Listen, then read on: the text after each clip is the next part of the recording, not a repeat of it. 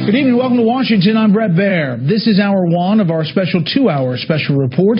We begin tonight with a rare all-hands-on-deck meeting of the U.S. Senate at the White House for a classified briefing about North Korea.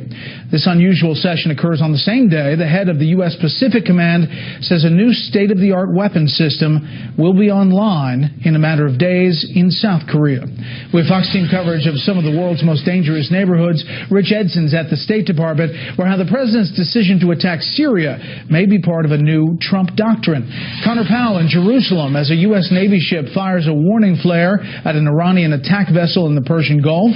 But we start off with Chief White House Correspondent John Roberts on what senators heard this afternoon about North Korea. Good evening, John. Brad, good evening to you. It really is just another indication of the level of the threat that is coming from North Korea and how that threat has changed compared to regimes in the past. An absolutely extraordinary scene here at the White House this afternoon as busloads of senators arrived in the West Executive Drive here at the White House and made their way into a briefing room at the Eisenhower Executive Office Building for what was a very long briefing on North Korea. The briefers, the top advisors to the president on diplomacy, national security, intelligence, Rex Tillerson, the Secretary of State, Dan Coats, the Director of National Intelligence, Jim Mattis, the Pentagon Chief, and the Chairman of the Joint Chiefs of Staff, General Joe Dunford.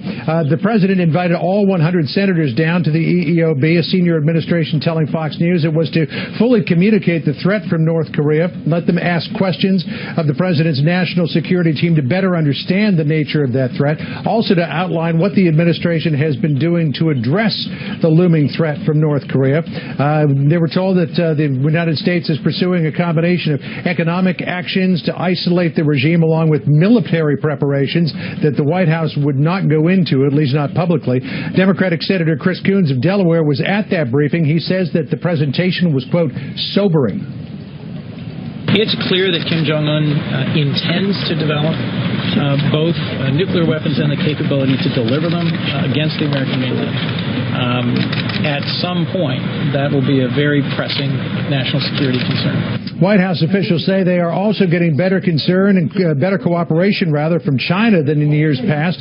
Since the meeting that the president had with President Xi Jinping, they're getting better cooperation on enforcing UN sanctions against North Korea, according to a senior administration official. A clear effort in the Chinese media to communicate North Korea's bad behavior and that the existence of these North Korean programs cannot be tolerated.